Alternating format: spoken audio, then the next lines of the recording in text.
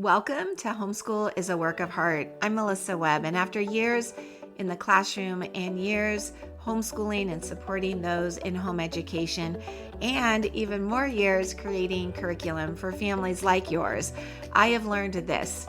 Homeschooling isn't about perfection. It is about purpose. And this podcast is here to encourage you, to guide you, and to remind you that what you're doing truly matters. Are you ready to get started? Let's go. Well, hello, friends. Welcome back to another episode of Homeschool is a Work of Heart. You're part of my pod squad. I love it. And if you're new, welcome. We're really glad you're here. So this week's title might have confused you a little bit, like, what is a proactive parent? What are you talking about? And what does this mean? Asking isn't helping. I'm confused. I've got you. I'm going to lay it all out. It actually came from a conversation that I was having with a friend. And she was sharing how her middle school child, who attends our neighborhood middle school, is not doing well. This just all came out after the winter break. And he has fallen behind, far behind in most subjects. He's failing several subjects. And so she's now in this reactive space and fearful that he's not going to pass some classes and what are we going to do? And when I was, of course, empathizing with her, like, that's terrible. Like, the teachers weren't letting you know, that's horrible. She also shared that she and her husband would ask their son, so do you have homework tonight? Or do you need our help? But his response was always, nope, I've got it. I'm good. When clearly that wasn't the case. And so what do we do? I mean, it sounds really supportive to ask our kids, hey, do you need some help? But it often doesn't produce what you hope that it will. I mean, think about this from an adult perspective. Adults are the same way. You have a friend who's just drowning in all the things that are happening in life, and you're like, hey, do you need some help? Are you doing okay? And what do adults mostly say? Like, oh, I'm fine. I'm good. I've got it. And so kids do the same thing. They say, I'm fine. Even when they're drowning, they're stuck, they're overwhelmed. Maybe they're embarrassed. Maybe they're trying to avoid work. Different ages and stages of life, but it is the same human wiring. When people are overwhelmed, they actually do not need more questions thrown at them that they don't have the answers to. They don't need that. You know what they need? They need relief. So adults and children are no different here. And I really want you to think about somebody. It could be an adult in your life or your kids where you could see help was needed. And what you offered was the question, how may I help you? Do you need some help? Really think about that, because I just bet somebody's going to be placed on your mind and your heart, and this is going to apply in such a beautiful way. So keep that in mind.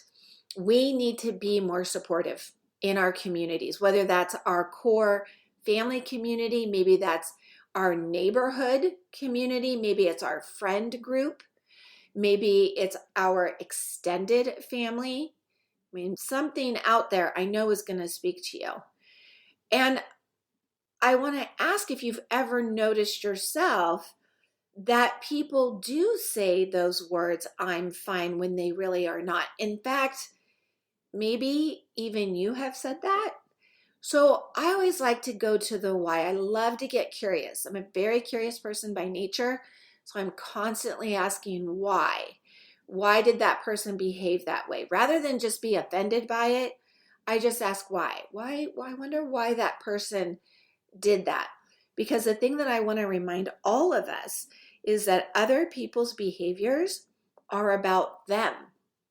It's easy to take it personally when it feels like it's being directed to us, but I am telling you, it's about them. Something's going on with them. So if we can step back and get curious and be like, why would she say she's fine when I know she's not?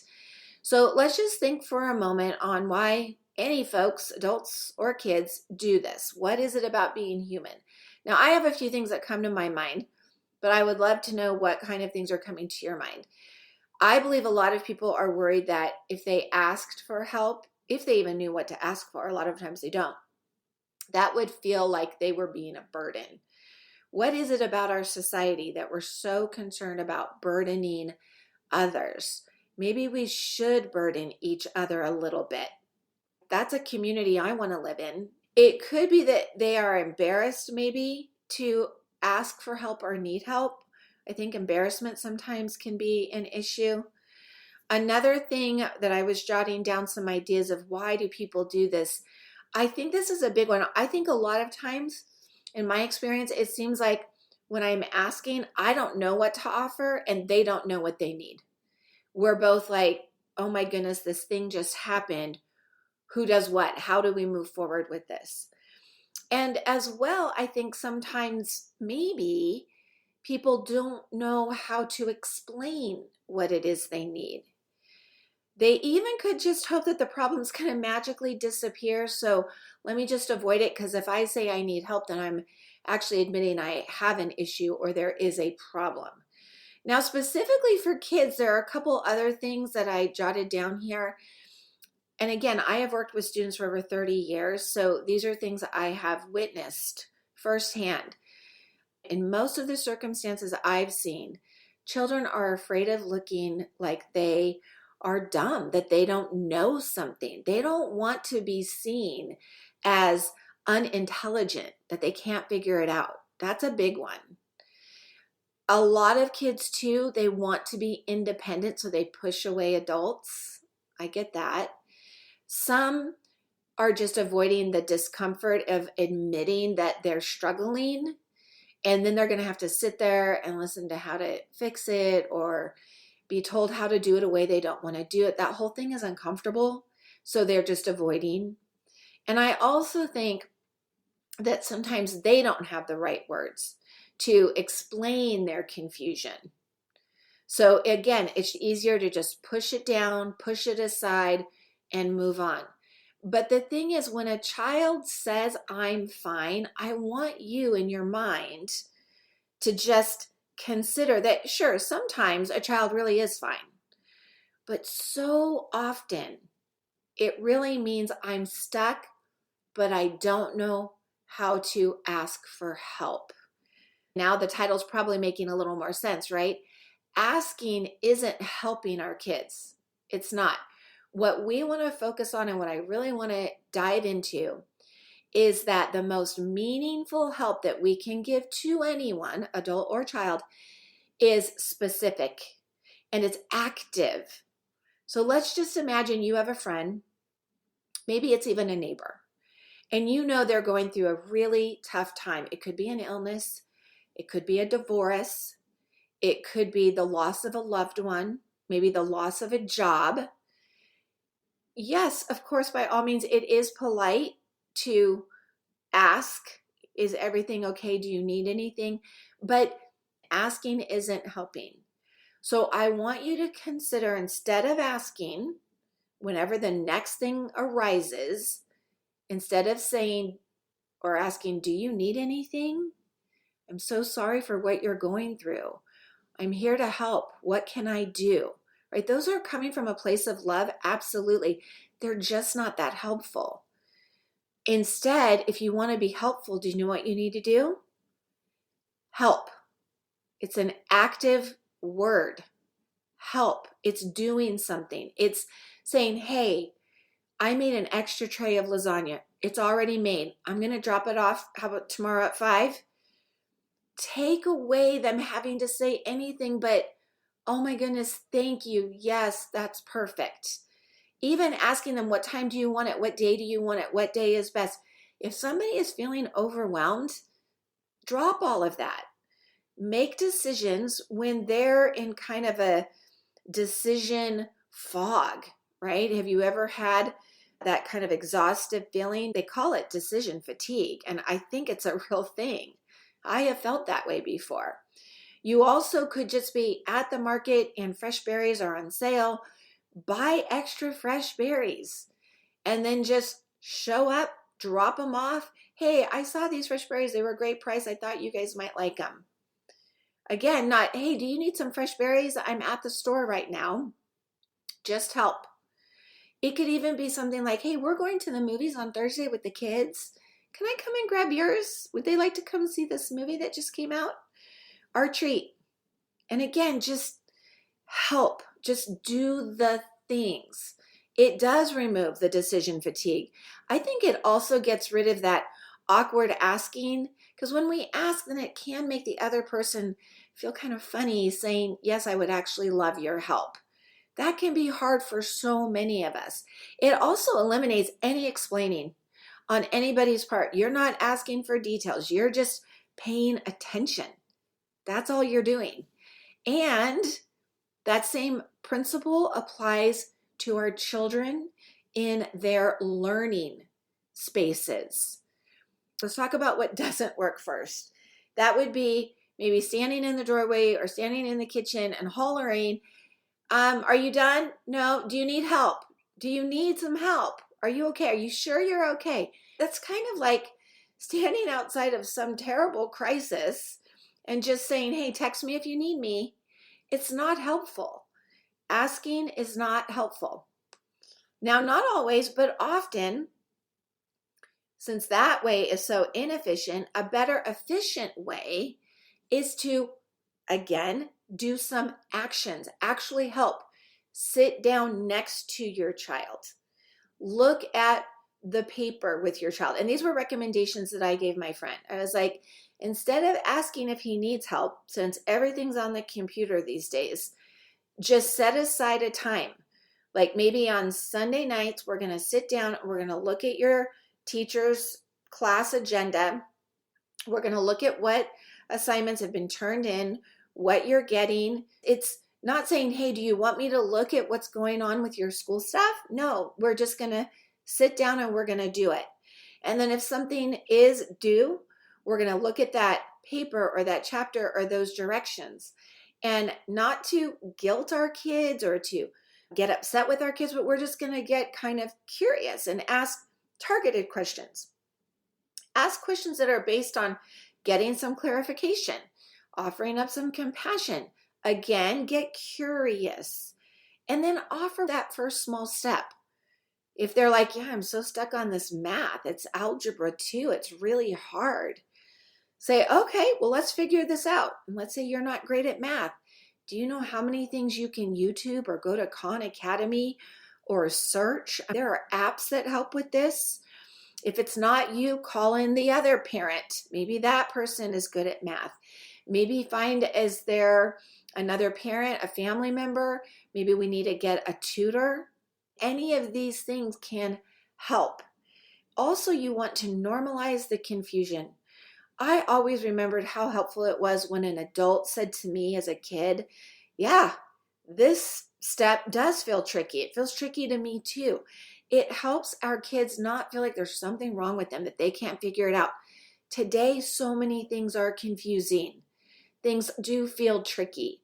So don't be the parent who feels like I have to be the perfect parent. I have to know all the answers. I have to know how to do it. No, you don't. You will be so much more relatable if you're like, this is a hard one. Let's figure this out. You know what? I want you to go work on that. I'm going to spend some time and see if I can figure this out. And then I'm going to pull you back in. And then once I can understand it, then I can teach it a little better to you. And always just stay calm. Avoid the you always, you never. Those words, always and never, can leave some serious damage in our kids' psyches. You always do this. You wait till the last minute. You never ask for help.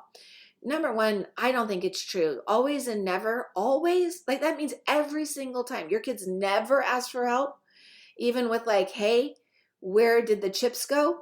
Like, of course they have. And they've never done this or that. It's so exaggerated. So let's avoid those kinds of words and that kind of conversation. And instead of the, do you need help? Just other things. Show me what you've done so far. Read these directions out loud. I need to hear them. Which part of this problem feels confusing to you? Or let's do this problem together. Yeah, I'm going to stay for a few minutes, but I'll let you try independently again.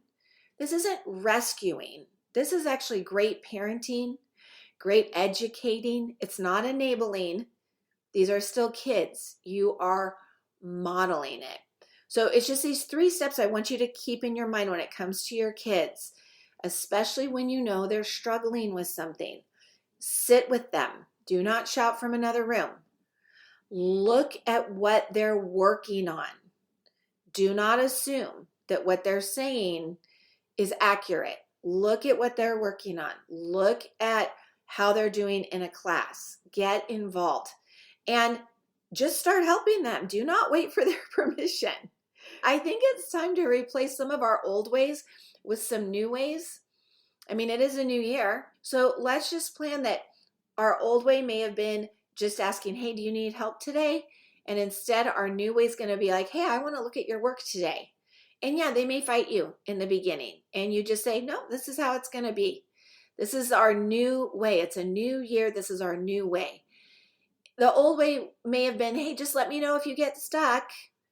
But the new way is, I saw you were stuck on this problem. I would love for you to walk me through it. How were you figuring out? Show me each step. And again, not from a place of being critical, but of being curious. The old way may have been like, are you sure you're okay?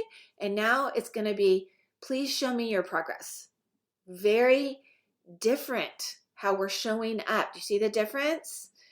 Okay. Of course, we all want to see our children grow in their independence and their confidence, their problem-solving skills, their honesty and ability to ask for help, their trust, all of those things. Absolutely. But if they're not there yet and they're only 8, 10, 12, 14, 16 years old, that's okay. They're still kids and every child is unique. Some are going to need more of your help than others. Just be there for them. And to be clear, I am not saying that helping should be hovering. It just means you're going to notice. You're going to pay closer attention. This is what I mean by being a proactive parent, not a reactive parent where things have already gone sideways and now you're cleaning up a mess. No, we want to be proactive. A proactive parent notices early on. A reactive parent is going to show up after damage is done. What do we want to be? Proactive, right? Absolutely. Proactive parents prevent problems from happening, whereas reactive parents end up spending so much of their time fixing those problems, getting frustrated, and then being angry with their kids. It's very human. Please don't beat yourself up if you're like, oh my gosh, that's me. I have been a reactive parent for years now. Okay, congratulations that you recognized it. That's amazing. Imagine if you had done that for another 2 or 3 years. You're not going to. You are now going to step into a proactive position. I think that's really great, and I hope you're excited. And of course, I do have to throw it out there. If writing is where your child is getting stuck and you're not exactly sure how to step in and help, and you're wondering, how can this be better for both of us? I want you to know that's why I built this business. Right On Web offers programs for homeschooling families, for parent educators. We have structured support. We have clear steps, and we have a proactive mindset. We are here to help you. So don't go it alone. Come and check out what we have to offer. You can head over to our website. It's rightonweb.com. That's WRITEONWEBB, 2 B's like my last name, .com. Come see what we have. Come see what's available. It's a new year. It's a new semester. It's time to be proactive. Come and get the help you need. Right on. And that's it for today. Thank you so much for joining me. And hey, if you are feeling stretched thin and you would love some support with teaching writing, I offer programs designed to make that part of homeschooling easier and more enjoyable for both you and your child. I also have free resources on my website, so please be sure to check those things out and subscribe to the podcast. You do not have to do this alone. Right on.